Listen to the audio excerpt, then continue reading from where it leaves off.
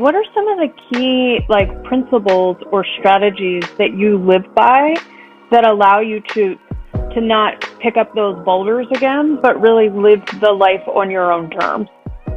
Sure. So the three things, the foundation of the coaching that I do and what I live by are the three C's, what I call the triple C method. So it's clarity, confidence, and courage. So with clarity, it's getting clear on who you are, what you want, and why you want it. So I kind of come back to that on a regular basis because it's easy to kind of get pulled away by the next shiny thing or the next strategy, or the next idea that someone places in front of you. But I think when you're sort of rooted in the foundational of, okay, for example, my key value is autonomy, then doing things that are going to keep you tied to a particular spot or in a particular position for too long, it becomes easier to say no to those things because they don't tie into your larger vision. So clarity is key. Confidence, so it's working on my belief sort of each day that you can do the things that you want to do. And a technique that I use is always looking back and sort of saying, when you say you can't do something, ask yourself, where's the evidence? Because we're very quick to say, oh, I can't do this because, but where's the evidence of that? Like, if you look back at where you were and look at where you are now, regardless of your position now, and look at the things that you've had to do or had to overcome to get to this point, there's so much that you have done and there's so much evidence supporting the fact that you can do hard things, that you can figure things out. So why is it that when you start to look forward at things which are bigger, that you tell yourself these stories without any evidence to support them? So that's another exercise that I do. And then the final one with courage is something that I call courage stacking. So I think when we look at our sort of big goals or the big things that we want to do or our big mission, it can be quite scary because of the things that we have to do to get to that point. What I do and what I sort of do with my clients is sort of like, okay, that's the big thing. Okay, now let's break that down. What are the things that you have to do to sort of get there? So for me, I knew that when I wanted to help people, I had to be visible. So that involved sort of being visible on social media. I hated that. I was the guy in the Facebook group or the WhatsApp group who would maybe respond, but would never initiate because I'd be scared of nobody responding to me and that being that tumbleweed. But I had to kind of get comfortable with putting myself out there. And so I started with one post and it took me weeks to refine and write that post, but it took one post and I put that out and nobody died. Nothing bad happened. Okay. So then I did the next one. Then I did the next one. And then you slowly start to sort of build this courage muscle. Then I moved on to video. Okay, I need to do videos. Okay, I set myself a 30-day video challenge. And then it's like, okay, I need to write more. So whatever it is, it's breaking it down, starting with the least scary thing, doing that, and then moving to the next thing. And then keep looking back and sort of seeing the thing that you thought was really scary before. Actually, you're doing that without even thinking now. So as you progress up this ladder to where you want to get to, those things will become easier. And you also have the evidence that you've done hard things before to get there. And I have a question as a coach. So the last time I got broken up with because I was too successful. So what would you say to a man in that position? I was like, what am I supposed to do? So sorry. Which is that's my reaction. Why men need to be doing the work, right? Like, women are happily, personal development events, women are filling the seats because the conditioning is they're broken, like that's what you're told from when you're born, you're not enough, and all of these different things. Men have that messaging in a different way, but we're not told that we're broken. We're actually told that we can do it all and we can succeed, and that's amazing.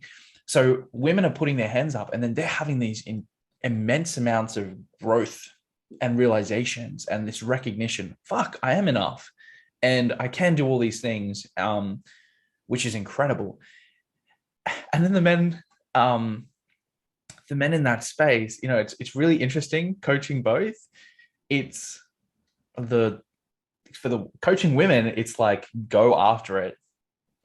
Keep succeeding because you'll meet your match. And then for the men, it's actually working through the insecurities that triggers as to what does a successful woman bring up for you in terms of not good enough, and how do you resolve that? Because the easiest thing to do is end the relationship. the hardest thing to do is actually look at, oh, what happened in childhood? What was your relationship like with your parents? Where do you draw your sense of worth from? Is it achievement? And if it's achievement and it's external validation, then you're going to struggle in the relationship because her natural embodiment is success driven and that's happening. And if it isn't for you, you being in that relationship is going to trigger the shit out of you until you resolve all of that. It's funny. I was just having this thought while I was driving the other day, and it's like people are so stuck to the identity that they think that they should be.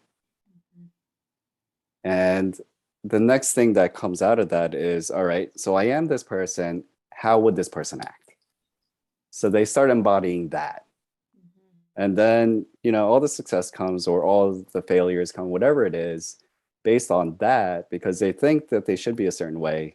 They're acting that way, and they're friggin' miserable because they're out of purpose. They're out of alignment. They don't have a strong enough purpose or why. And they start asking that question, what is my purpose? Because I've identified myself in such a way for so long because I believe that this is the way that it should be, that, even for people that are, say, in the relationship, looking back when I first started my personal development journey, it was like, I was like, divorce. This is the way that we're going to go because that's probably the easiest way. And I would always be blaming her, saying that you're not changing. Right? When it was like, no, I'm the fucking idiot because I'm the one that should be doing all the work. And it didn't change. It changed after I decided to change. After I decided to put in the work and saying, all right, what do I need to grow? How do I need to grow? And what needs to change? And for a man, it's the scariest thing because it's like, no, I must be strong. I must know what to do at all times, and I must get it right. And if I don't do those things, then I failed, and I will become a failure, and I'll become a loser, and you'll start going down this pity party that you'll start blaming everybody else. Devin, you're a new parent. Yes. How does that, like you're talking about this originality, it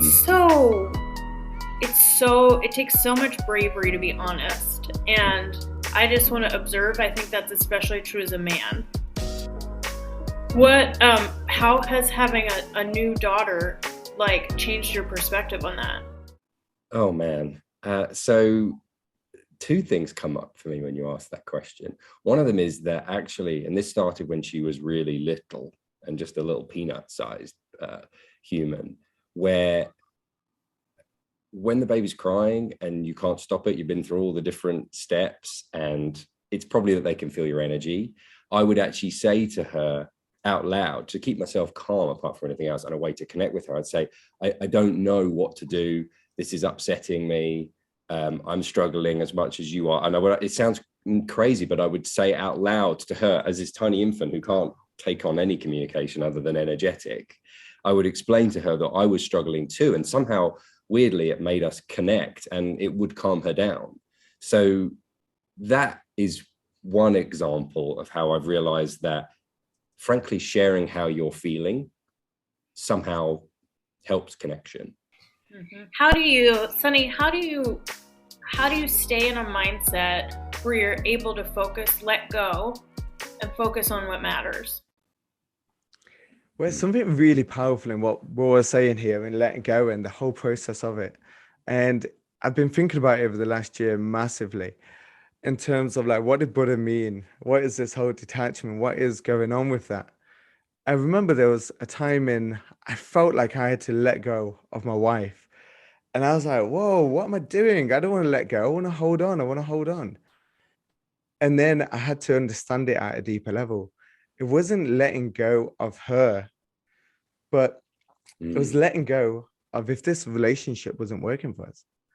So we had a patch where I was like, okay, you know what? Right now, this relationship isn't working to the highest of level, and I'm happy to let it go. And then we had the conversation. I was just saying to her, look, I won't say her name, but I was like, look, I'm happy for this relationship to end if we're not happy. I'm happy to walk away from this relationship because I have another 60, 70 years and I'm happy to let go of that. But in that power came this essence that was like, no, I'm stepping up. And we were both like agreed to step up to play at a different level. And it actually resolved the relationship because part of the brain was saying, let's hold on to it and just settle for this relationship to work, make it just work in this kind of confinement, and just kind of agree to the acceptance of the world that, oh, well, sometimes relationships are like this, marriage might be like this, X, Y, Z. So I was like, look, I'm happy to let this go. I'm happy to go. And you're a beautiful woman. You can move on. I can move on. There's no issue. Have a good life. I'll be here for you if you ever need it. In that power gave a great strength because now we've got to see each other properly. It was as if we didn't see each other for the marriage or the ring or the agreements that we made. It was actually, I saw you for the energy that we're putting into the relationship.